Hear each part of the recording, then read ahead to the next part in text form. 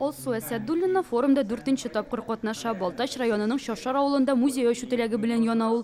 Узган ел 41 чишмә проектын эшли башлаган. Быел аны форумда тәкъдим итеп, грант тотарга тели. Мөселманнар форумы ул безне мөселманнар буларак кына түгел, социаль яктан дагы кешегә күрсәтү өчен үзеңне проект ягыннан да күтәрү, үзеңне как шәхес шикелле итеп күрсәтү өчен миңа калса бик мөһим. Форум 16-нчы тапкыр үткәрелә. 100 катнашучы үзләренең социаль проектларын тормышка ашыру өчен бирегә җыелган. Яшь чикләве 18-дән 30-га кадәр. Татарстан, Башкортстан республикалары, Мәскәү, Әстерхан, Свердловск, Владикавказдан егет кызлар бар.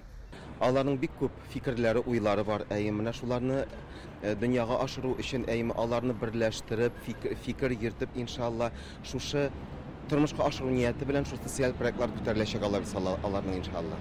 Форумда катнашучылар стартапларны гамәлгә ашыру буенча танылган белгечләрдән остаханәләрдә киңәшләр алачак. Моннан тыш милли җыен нәтиҗәләре буенча иң яхшы проектлар сайлап алына. Форумда яшьләребезнең проектлары махсус комиссия аша узачак һәм иң яхшы дип саналган 3 проект безнең 3 грантка ия булачак һәм тагын әле өстәмә махсус финанс ярдәме күрсәтеләчәк.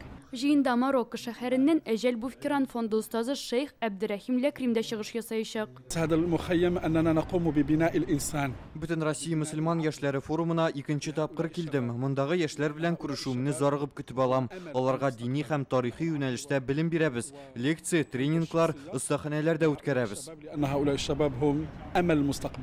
Форумда катнашыр өчен егет кызлар гариза тутырган. Яшьләр үз проектларының нечкәлекләрен, максатын, файдасын аңлатырга тиеш була.